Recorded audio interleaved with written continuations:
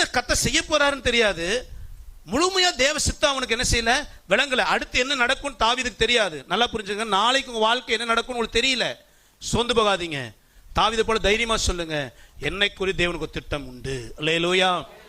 இதை கேள்விப்பட்டோடனே சவுல் என்ன பண்ணுவாருன்னா, அவனை கூப்பிட்டு பேசிலாம் பார்ப்பாரு. அதுக்கப்புறம் அவன் யுத்தத்துக்கு போய் ரெடியா நிற்பான். அவனுடைய கவச உடையெல்லாம் யாரு போட்டுடுவான்? யாருக்கு? சவுல ராஜாவா வரும்போது வேதம் சொல்கிறது, எல்லாருக்கும் நடுவில் சவுல் நிற்கிறான். எப்படி நின்னானா? உயரமா இருந்தான். எல்லாரும் தோல் பட்ட தான் இருந்தாங்க. அப்பனா சவுல் எப்படிப்பட்டவன்?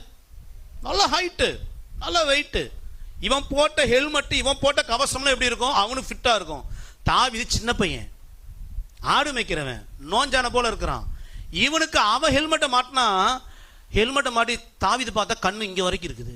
ஒன்றும் புரியல. இவன் தூக்கி பார்க்குறான், தூக்கி பார்க்குறான். அப்படிதான் பார்க்க முடியுது.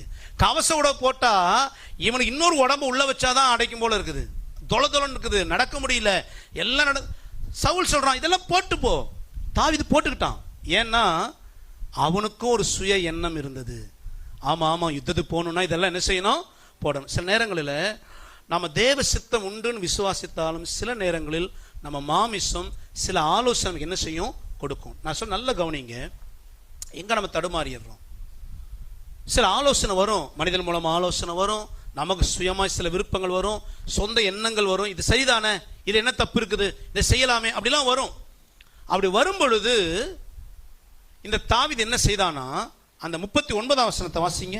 அவனுடைய பட்டயத்தை தாவீது தன் வஸ்திரங்களின் மேல் கட்டி கொண்டு அதிலே அவனுக்கு பழக்கமில்லாததினால் நடந்து பார்த்தான். அப்பொழுது தாவீது சவுலை நோக்கி, நான் இவைகளை போட்டு கொண்டு போக கூடாது, இந்த அப்பியாசம் எனக்கு இல்லை என்று சொல்லி அவைகளை களைந்து போட்டு அவன் என்ன பண்ணானா, நடந்து பார்த்தா நடக்க முடியல. நல்லா புரிஞ்சுக்கங்க, இது தேவ சித்தமா இல்லையா எப்படி புரிஞ்சுக்கிறது? நான் ஏன் விருப்பத்தில் ஓடுறேனா, கர்த்தர் விருப்பத்தில் ஓடுறேனா பசங்க புரியல. சில நேரங்களில் உங்க சுய விருப்பத்தை நடக்கும்போது தேவனே சில தடைகளையோ சில விதமான போராட்டங்களை கொண்டு வந்து ஒரு சமாதானமற்ற நிலைக்கு உங்களை தள்ளுறாரு அப்படின்னா அது உங்களுடைய சுய விருப்பம். அதை களைஞ்சு போட்டுரு. தாவீது நடந்து பார்த்தான், கவசோட தேவைதான். ஆனா அது தேவ சித்தம் இல்ல, இது மனித சித்தம், இது சுய விருப்பம். கர்த்தர் பார்த்தாரு, இவன் தடுமாறி நடக்கும், இவன் புரிஞ்சுக்கிட்டான் இது கர்த்தருடைய சித்தம் இல்லை. ஏன்னா என் ஆண்டவருடைய சித்தமா இருந்தா என்னை நிமிர்ந்து நடக்க பண்ணுவார். தேவ சித்தம் இல்லாதனாலதான் நான் விழுகிறேன், எழுகிறேன், தடுமாறுறேன், சமாதானம் இல்லை.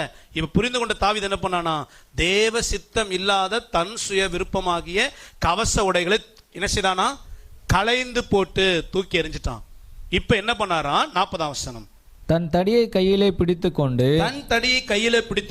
ஆற்றில் இருக்கிற 5 கூழாங்கல்களை தெரிந்தெடுத்து அவைகளை மேய்ப்பருக்குரிய தன்னுடைய அடைப்பையிலே போட்டு தன் கவனை தன் கையிலே பிடித்துக் கொண்டு அந்த பெலிஸ்தன் அண்டையிலே போனான். இப்ப தாவீது எல்லாம் தூக்கி போட்டு எதை எடுத்துட்டு போறான்? கூழாங்கல் எடுத்துட்டு போறான். எதுக்கு கூழாங்கல் எடுத்துட்டு போறான்? இது அவன் விருப்பம் இல்ல.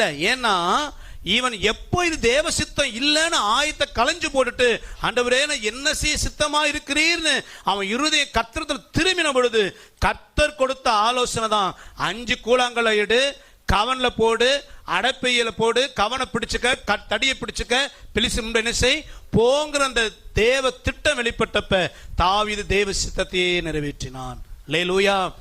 உங்க சுய விருப்பத்தை பலிபீடத்துல வச்சீங்கன்னா தேவ சித்தம் வெளிப்படும். நிறைய நேரம் ஏன் தேவ சித்தம் வெளிப்படலை? நம்ம நிறைய பிளான் வச்சிருக்கிறோம். என் ஃபியூச்சர் இப்படி இருக்கணும், என் வேலை இப்படி இருக்கணும், என் ஊழியம் இப்படி இருக்கணும், என் எதிர்காலம் இப்படி இருக்கணும், நான் இப்படி ஆகணும் அப்படி ஆகணும், நிறைய திட்டங்களை வச்சுட்டு அதுவே உங்க ஜெபமா மாறிடுச்சு. இந்த விருப்பம் தேவ சித்தமானு தெரியல. உங்க விருப்பத்தை நீ ஜெபமா மாத்திட்டு அதுக்காகவே நீ ஓடிட்டு போதனாலதான் தேவ சித்தத்தை புரிந்து கொள்ள முடியல, தடைகளை மேற்கொள்ள முடியல. இப்ப என்ன செய்யணும்னா, ஆண்டவரே என் வாழ்க்கையில உமக்கு பிரியம் இல்லாம நான் எதெல்லாம் செய்துட்டு இருக்கிறேனோ, என் மனசு போல எதில் ஓடிட்டு இருக்கிறேனோ அதெல்லாம் எனக்கு உணர்த்துங்க. எதெல்லாம் கத்த உணர்த்துறாரோ அதெல்லாம் இனிமேலே செய்ய மாட்டேன். இனி இந்த விருப்பம் எனக்கு வேணாம், இனி அந்த திட்டம் எனக்கு வேண்டாம், நான் விரும்புறது எனக்கு வேணாம், எல்லாம் களைஞ்சிட்டு உங்க மூலமாய் கர்த்தர் திட்டம் பூமியில நிறைவேறும். அல்லேலூயா. இந்த தாவீதை கொண்டு கர்த்தர் பெரிய காரியம் செய்ய விரும்பினார். இவன் ஆடு மேய்க்கிறவன், ஆனா இவன் பெரிய ராஜாவாகி தேசத்தையே கலக்குவான் தாவீது தெரியாது. ஆனா ஒண்ணு தாவீது செய்வான், கர்த்தர் என்ன சொல்றாரோ செய்வான். கர்த்தர் இப்ப என்ன சொன்னாரா, 5 கல் எடுக்க சொன்னார். எத்தனை கல்? எதுக்கு 5 கல்? தாவீது அங்கங்க டைரக்ஷன் மிஸ் ஆனாலும் 5 கல் இருந்தா ஒரு சான்ஸ். இந்த பீச்சுக்கு போனீங்கன்னா வளையம் கொடுப்பாங்க, 6 வளையம் 12 வளையம் கொடுக்குறான். எதுக்கு? ஒன்று மிஸ் ஆனாலும் அப்படி ஆண்டவர் ஒன்று மிஸ் ஆனாலும் இன்னொன்று அடிச்சிடும். 5 கல் எடுக்க சொன்னாரா? கர்த்தருக்கு 1 கல் போதும் இல்லை. ஆனால் 5 கல் ஏன் எடுக்க சொன்னார்? தாவீதுக்குள்ள அந்த கேள்வி இருந்தாலும் ஆண்டவர் என்ன செய்யலாம முறும் இருக்குல்ல, கேள்வி கேட்கல, ஆண்டவர்கிட்ட குழப்பம் அடையில. 5 எடுக்க சொல்றா, எடுத்துக்கிறேன். சில நேரங்களிலே கர்த்தர் சில கடினமான பாதையை நடத்தலாம். சில நேரங்களிலே கர்த்தர் நீங்க விரும்பாத சில காரியங்களிலே கர்த்தர் நடத்தலாம். சோர்ந்து போகாதீங்க, ஆண்டவர் கேள்வி கேட்காதீங்க. உங்க வாழ்க்கையில கர்த்தர் எதை, அது பலவீனமா இருக்கட்டும், மனிதர்கள் இருக்கிற போராட்டமா இருக்கட்டும், அல்லது நீங்க விரும்பின சில காரியங்கள் தடைபடுறதா இருக்கட்டும், சில தோல்வி போல இருக்கட்டும், ஆண்டவர்கிட்ட கேள்வி கேட்காது. இதுதான் உங்க சித்தம்னா நான் ரெடி ஆண்டவரை, நான் ஏற்றுக்கொள்ள. ஏன்னா நமக்கு தெரியாது. இப்ப தாவீதுக்கு ஏன் 5 கூழாங்கல் தெரியுமா? தெரியாது. ஆனா யாருக்கு தெரியும்? கர்த்தருக்கு. இந்த கூழாங்கல்ல ஒரே ஒரு கல் எடுத்து யாரை கொன்னா?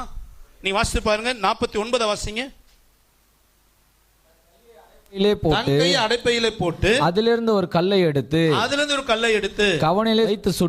கவனிலே வைத்து சுழற்றி பெலிஸ்தருடைய நெற்றியிலே பட எறிந்தான். அந்த கல் அவன் நெற்றியிலே பதிந்து போனதினால் அவன் தரையிலே முழங்குப்புற விழுந்தான். எத்தனை கல் எடுத்தான்? ஒரே கல்லு. அவன் அடிச்சதுனால கோலியாத்து விழல, அந்த கல்லினால கர்த்தர் கோலியாத் நினைச்சுதான் அடித்தார். அப்பயே வேஸ்டா 4 கல்லு. இந்த 4 கல்லுக்கு ஒரு தேவசித்தம் இருந்துச்சு. என்னன்னா, நீங்க 2 சாமுவேல் 21 அதிகாரம் 18 22 வரை குறிச்சுக்கங்க. நீ வீட்டை போய் வாசித்து பாருங்க. இந்த கோலியாத்து மாத்திரம் இல்ல, இவனுக்கு இன்னொரு 4 பிரதர்ஸ் இருக்கிறான். எத்தனை பேரு? நீங்க அந்த 22 வசனம் மாத்திரம் வாசிங்க. 2 சாமுவேல் 21 22. இந்த 4 பேரும் காத்தூரிலே ராட்சதனுக்கு பிறந்தவர்கள். இவர்கள் தாவீதின் கையினாலும் அவன் சேவகரின் கையினாலும் மடிந்தார்கள். முந்தின வசனம் வாசிங்கன்னா இவர்கள் கோலியாத்தின் சகோதரனும் சொல்லப்படும். இப்போ கோலியாத்துக்கு 4 பிரதர்ஸ் இருக்கிறாங்க. யாருக்கு தெரியும்? கர்த்தருக்கு தெரியும், தாவீதுக்கு தெரியாது. இந்த 4 பேரையும் தாவீது தான் கொல்ல போறாங்கிறது கர்த்தருக்கு தெரியும், தாவீதுக்கு தெரியாது. இந்த 4 பேரை உன்னை கொண்டு தான் அழிப்பேன்றதுக்கு அடையாளமாக தான் கர்த்தர் 4 கல்லை எக்ஸ்ட்ரா வைக்க சொன்னாரு. தாவீதுக்கு ஏன் தெரியாது? கேள்வி கேட்காமல் தேவசத்துக்கு விட்டு கொடுத்தான். கர்த்தர் அந்த தாவீதை கொண்டு தன் திட்டத்தை நிறைவேற்றி முடித்தார். அல்லேலூயா.